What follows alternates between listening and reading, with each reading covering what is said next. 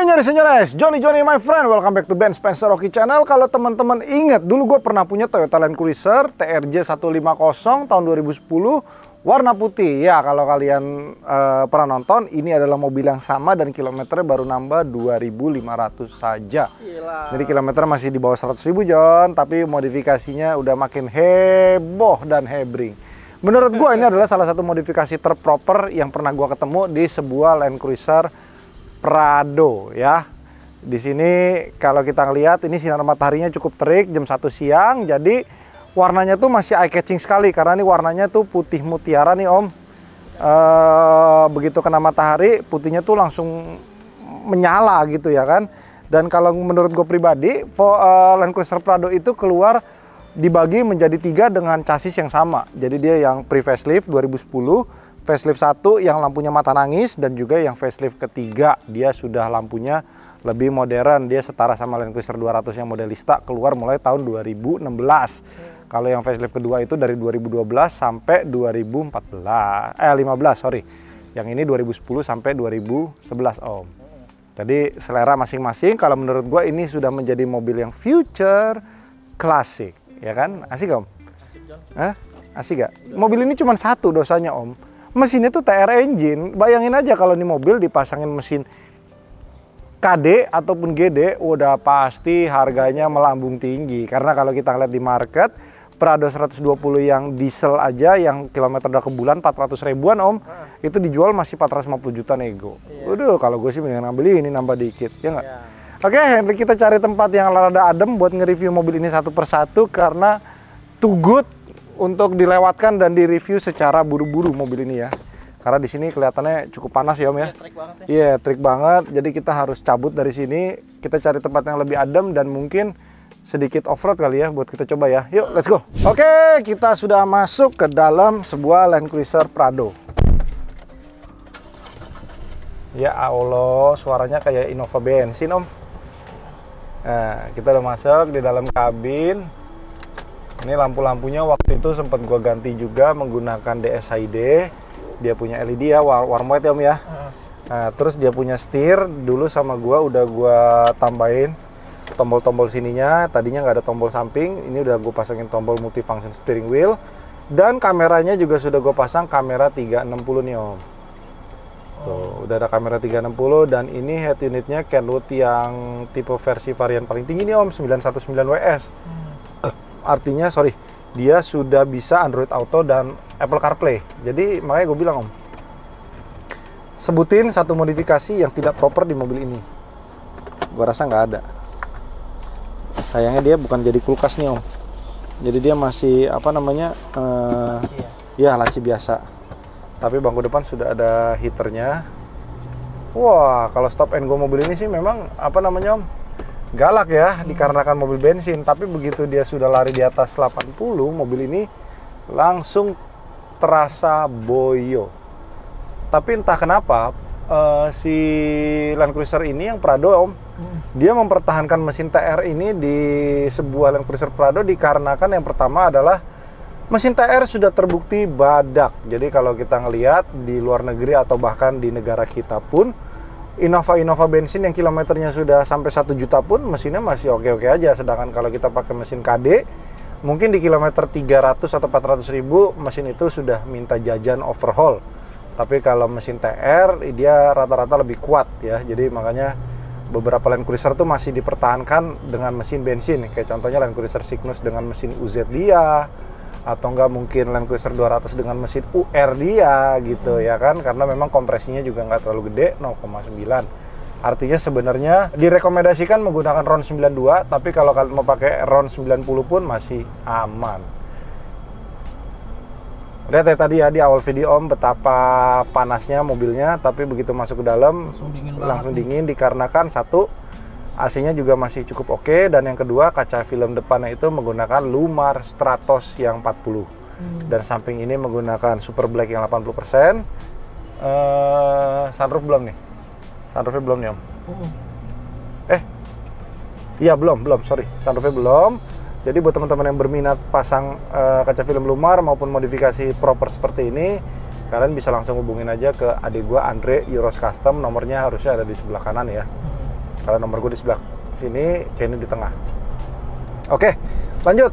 Jadi Prado ini biasanya sering diminati juga sama beberapa orang newcomer, orang-orang yang pengen punya 4x4 tapi penasaran gitu ya kan. Mungkin beli Jimny kekecilan, ini bisa menjadi salah satu solusi kalian. Cuman memang mobil ini tuh paling deket sama paling bersahabat tuh sama yang namanya pom bensin. Nah, jadi kalau kalian yang pernah punya Innova bensin atau Fortuner bensin yang 2700, ya ini bermesin yang sama. 27 juga ya, jadi kalian tahu dong kurang lebih full consumption-nya seperti apa. Iya. Jadi ya kalau kita bilang 17 itu udah bagus om. Udah bagus. Udah bagus. Idealnya mungkin ya average-nya 1,5, 1 banding 5 Iya. atau 1 banding 6 ya. Jadi kalau kita bilang 17 itu udah alhamdulillah gitu kan ya. Jadi itulah dia sebuah Land Cruiser Prado.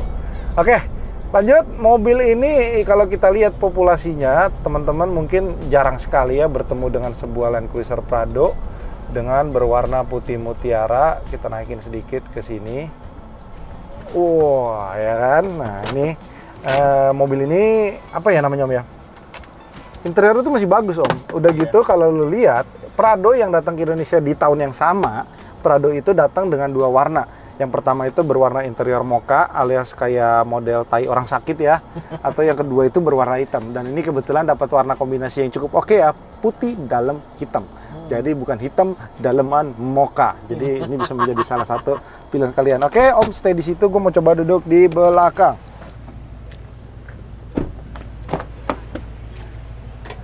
Oke. Nah, ini posisi duduk di belakang pun Prado memang diciptakan untuk membuat passengernya nyaman. Jadi kalau kita lihat si Fortuner duduk tengahnya kurang enak, Prado tidak dengan Prado. Prado masih nyaman, recliningnya masih bisa sampai sini. Walaupun dia sunroofnya tilt-in, atapnya pun nggak terlalu pendek om. Iya. Jadi ketika lu duduk di belakang pun masih nyaman. Yang ketiga, begitu lu naik, dia sudah ada pegangan di samping dan juga pegangan di atas. Sehingga kalau misalkan kalian bawa orang tua yang jalannya udah cukup susah, bisa pegangan. Terlebih mobil ini juga sudah di lift kit 1,5 inci dibandingkan dengan originalnya. Gitu. Jok belakangnya hampir nggak pernah didudukin, masih mengkel banget. Lalu kalau kita ngelihat, mobil ini juga sudah dilengkapi dengan karpet yang cukup bagus nih om. Ini ARB Australia, karpet formatnya. Dan ini karpet itu memang didesain untuk sebuah Land Cruiser. Jadi mulai dari kepresisiannya, materialnya, semuanya tuh berasal dari Australia dan juga memang dibuild dan desain buat Prado untuk digunakan off-road. Jadi ketika lo habis hujan-hujanan maupun lo habis masuk tanah, mobil ini tuh karpetnya lebih gampang dibersihkan karena memang karpet bawaannya tuh bludru kan om. Nah, jadi kalau pakai karpet ARB format seperti ini akan lebih aman. Ini karpet berapa om harganya? Waduh, gue nggak tahu, mahal nih, John. Di atas 2 juta, di bawah 5 juta, ya kan? Karpet belakangnya nggak ada ARB format dan juga kalau lu ngelihat sebuah Land Cruiser Prado itu identik dengan bagasi yang dibuka dengan 2 sistem. Yuk kita ke depan yuk. Ini di sini udah mulai adem nih om. Tapi kok panas lagi om ya? Oke, kita sudah kembali di luar dari sebuah Land Cruiser Prado putih ini. Wah. Begitu dia naik, mohon maaf ya teman-teman ya kalau gua agak sedikit vulgar naikin ke trotoar karena kita pengen ngelihat what's inside the undercarriage. Jadi kalau kita ngelihat mulai dari samping, ini side stepnya itu sudah diganti menggunakan ARB Australia. Ini biar tampilannya juga jauh lebih keren, jadi aftermarket. Dan juga ketika lo mau off-road pun dia nggak akan kena apa namanya om. Nah kalau ketika kena batu ataupun lumpur dimanapun ini gampang bersihinnya dan juga nggak cepat rusak. Ini juga mahal nih om, ARB footstep seperti ini. Yang kedua, shock breakernya ini menggunakan Oldman MU Australia BP51 Reservoir. Jadi dia punya ribbon sama kompon itu bisa di compression bisa disetel. Tinggal kalian mau setelannya kayak gimana. Lanjut di depan, kaki-kakinya juga sudah di-upgrade upper armnya menggunakan Total Chaos Fabrication. Nah ini mahal nih om. Ininya aja itu 18,5 juta nih. Nah, gunanya apa? Dia jadi buat radius putarnya biar lebih enak dan juga mobil jauh lebih stabil. Ini biasanya selalu dipasang ketika lo mau upgrade kaki-kaki ke lift kit 1,5 inci. Jadi biar tampilannya juga ganteng kan om. Ini dia buat settingannya di sebelah sini nih om, putaran ini. Nah ya kan, ini shock breakernya sekitar 40-an, 18,5. karpet, kamera 360, lalu hitung dah, ya kan? Tapi aksesoris sebenarnya bisa dibeli. Yang nggak bisa dibeli itu adalah kondisi mobil yang memang masih cukup oke. Bukan cukup oke, ini oke banget. Bodinya full orisinil sampai ke bumper nih, semuanya masih orisinil nih Om. Nggak ada yang bekas cat sama sekali. Nyari di mana bos? Ya nggak? Oke, lanjut. Velgnya waktu gue jual ke si Frederick, itu mobil ini belum diganti dengan menggunakan velg Jepang. Kali ini velgnya juga sudah diganti dengan menggunakan Bradley V lebar 9, offset 0. Dan Bradley V ini dibanderol di harga 30 jutaan di luar dari ban BF Goodrich. Kalau ban BF Goodrich ini sekitar 6 jutaan ya, kalau gua nggak salah ingat. Correct me if I'm wrong. Jadi kalau misalkan kalian beli, kalian hitung aja 6 kali 4 tambah 30. Berapa tuh? Hampir 60 juta bos, ya kan? Belum pelek, belum sok, belum ban, nah kan? Lo hitung aja John. Ini mobil modifnya udah sampai kebeli Honda Brio. Nah, ya kan? Nah, ini dia punya pelek lebar 9, ET0. Tampilannya langsung oke banget menurut gua. Dan jangan lupa Om ambil rolling shot mobil ini ya. Karena mobil ini auto ganteng begitu dimasukin rolling shot. Jadi kalau kita ngelihat Prado sampai yang 250 pun masih menggunakan bagasi yang sama. Lain cerita ketika 200 ke 300 Land Cruiser itu merubah komposisi bagasi. Yang tadinya Land Cruiser 200 itu bukannya atas bawah, ya kan? Begitu ketemu 300 dia jadinya single kayak Fortuner. Makanya itu banyak disayangkan sama fanatik Land Cruiser user. Tapi Prado tetap mempertahankan ini dari 150 naik ke Land Cruiser 250, yaitu kaca yang bisa dibuka langsung dari belakang sama bagasi yang bisa dibuka menyamping. Nah, seperti ini. Begitu bagasi kebuka kita bisa lock di sini nih Om. Dan juga Prado itu menggunakan bangku elektrik untuk naik turunnya. Nah, ini Om. Jadi lo nggak perlu repot-repot lagi. Dan juga ketika bangku ini di folding, dia langsung kita bisa mendapatkan dimensi bagasi yang cukup luas karena dia modelnya itu flat deck ke dalam.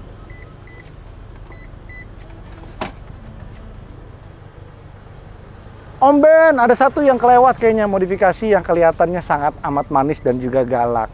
Apa Om? Bisa tebak gak Om? Yes! Om Dimas sudah mulai pinter ya sekarang ya.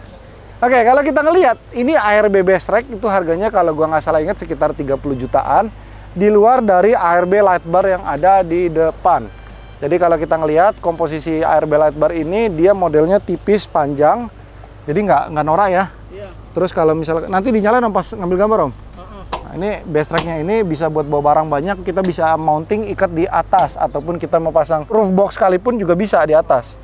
Ini kalau kita berdiri di atas pun udah aman Om, cuman buat naik ke atas ini susah nih Om. Nah ini buat dengar suaranya aja ya, tuh. Asik Om.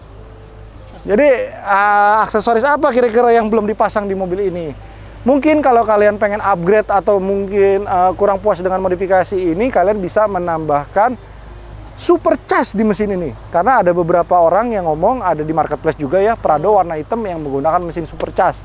Tapi rasanya kalau kita lihat mesin, ada baiknya ketika lu punya sebuah Toyota Land Cruiser, lu diemin aja mesinnya dengan kondisi Piranti standar Om. Lebih apa namanya, lebih matching gitu kan. Om tunggu sini ya, aku mau maju mundurin di atas trotoar ya, biar pada lihat permainan shock breakernya. Sambil rolling aja Om.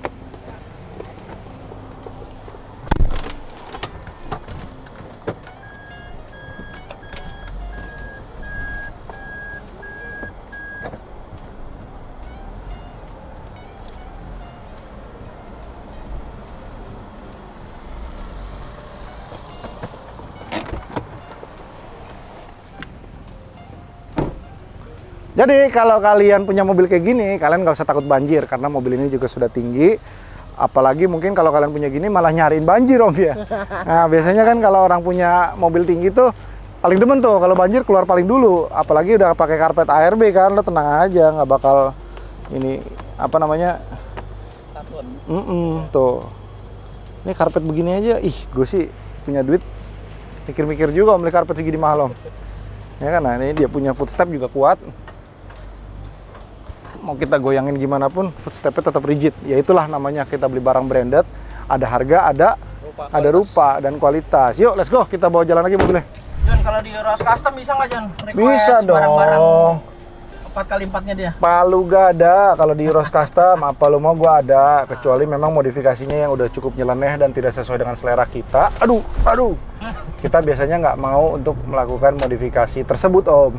Bukan apa, karena kita nggak kepengen orang itu udah modifikasi tidak puas.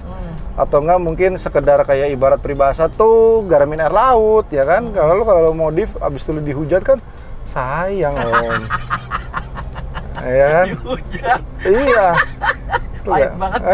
Nah, terus yang kedua, pasti akan ada pertanyaan gini dari pembeli nanti selanjutnya, Om. Om Ben, kira-kira mobil ini kalau kita facelift ke 2020, sayang nggak?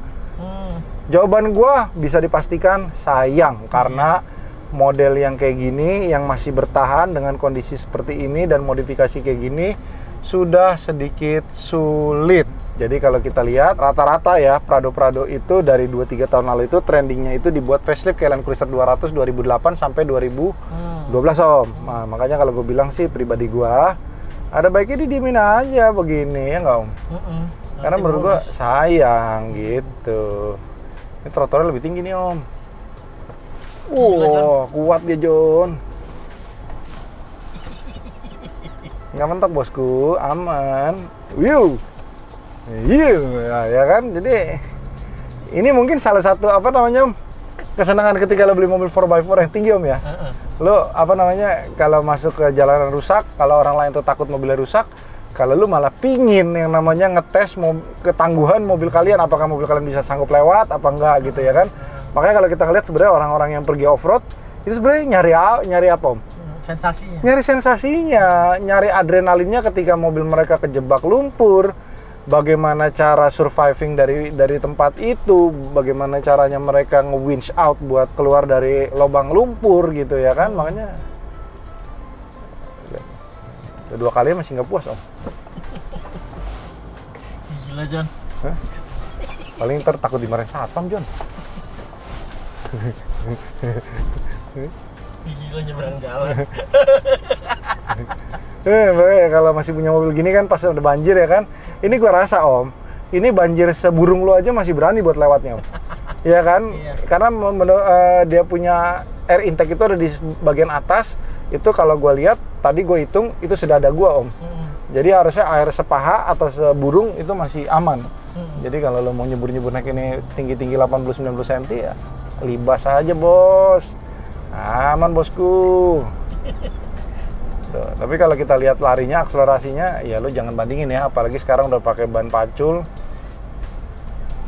Terus kalau untuk off-road sendiri di mesin bensin lebih berani nggak, Jen? Atau malah? Sebenarnya gini, kalau gue pribadi sebenarnya dengan kita ngelihat karakter mesin ini yang stop and go-nya itu cukup oke ya di RPM awal, harusnya ketika mobil ini mau escape dari sebuah lubang itu akan lebih mudah dibandingkan dengan mobil diesel yang dimana mereka itu biasanya mengandalkan sebuah keong turbo. Turbo itu kan bisa sputing di RPM di atas 2000, Om. Gitu. Itu sih pribadi itu hitung-hitung apa pemikiran bodoh gua aja ya. Tapi kita nggak tahu asli seperti apa. Lalu untuk lampunya, dia sebelum ditambah ARB light bar di atas, sebenarnya lampu ini sudah semuanya fully equipped dari DSID. Mulai dari low beam, high beam, sampai ke fog lamp semuanya sudah diganti menggunakan HID 4300 Kelvin. Kecuali high beamnya itu dia menggunakan LED. Karena kalau pakai HID nggak kuat dia, Om. Karena kalau HID itu kan dia nyalanya pelan-pelan. Gitu, dia butuh proses. Terus stiker-stiker Jepangnya juga masih ada nih, walaupun kita nggak ngerti ya ini tulisannya apa, Om. Tapi ketika beli mobil masih utuh, masih apa namanya, semuanya lengkap, itu enak. Udah gitu, lu nggak perlu beli head unit lagi, udah ada head unitnya Kenwood. Jadi ini tuh tadi begitu gua ngambil dari rumah teman gua kan. Jadi lucu nih, Om, mobil ini itu yang beli itu salah satu sahabat gue juga, Om. Si Frederick ini teman gue dari SMP 1, artinya udah cukup lama ya, kita berteman lebih dari 20 tahun lebih, dan dia selalu beli dan jual mobil tuh selalu ke gue, Om. Nah, mobil-mobil dia semua, tapi kali ini dia beli mobil barunya nggak sama gue, karena kan mobil baru ya, gue nggak provide mobil baru juga. Dia ganti Cherry J6 dong, Om. Gue sebenarnya sempat gue diemin, jangan ya kan.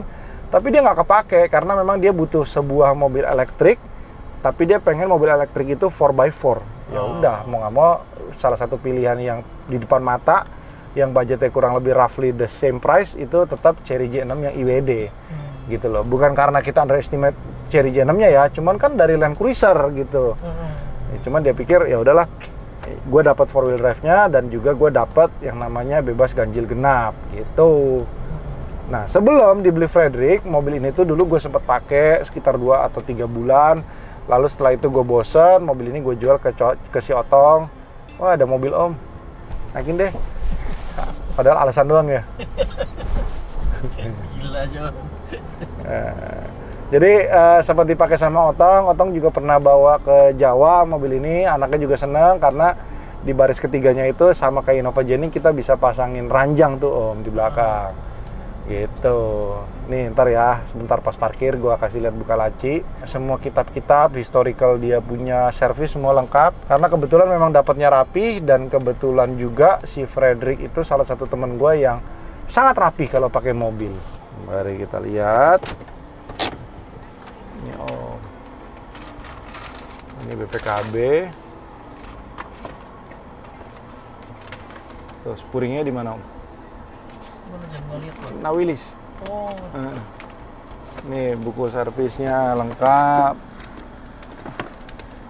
Manual book, ini audio kayaknya deh kalau gua nggak salah ingat. Ya, kurang lebih seperti itu ya. Terus kalau lo beli mobil CBU itu biasanya buku servisnya dari dealer IU, importer umum tuh. Gitu ya. Jadi ya buat teman-teman yang berminat bisa langsung hubungin Johnny My Friend. Terima kasih semua teman-teman yang sudah menonton vlog kali ini. Rekomendasi aja kalau misalkan kalian punya duit di bawah 600 juta, pengen cari mobil 4x4, antara lo beli Land Cruiser 80 yang manual yang masih lumayan seger, gua rasa sih 500 ke bawah dikit masih dapat ya om ya. Yang kedua mungkin Jimny itu juga di 400 juta udah dapat sekarang, apalagi 2019 yang generasi awal itu di bawah 400 juga sudah dapat. Untuk early untuk beginner boleh lah om ya kan. Cuman kalau kalian pengen adu nyali atau nyari kegiatan mungkin beli Jeep Cherokee gitu ya kan. Nah ya kan, ya itu mungkin lebih murah tapi ya lo spare-nya harus banyak gitu loh buat modifikasinya. Oke, jadi sekian dan terima kasih buat teman-teman. Tradonya cuma satu, jangan sampai keduluan sama orang lain. Bye-bye.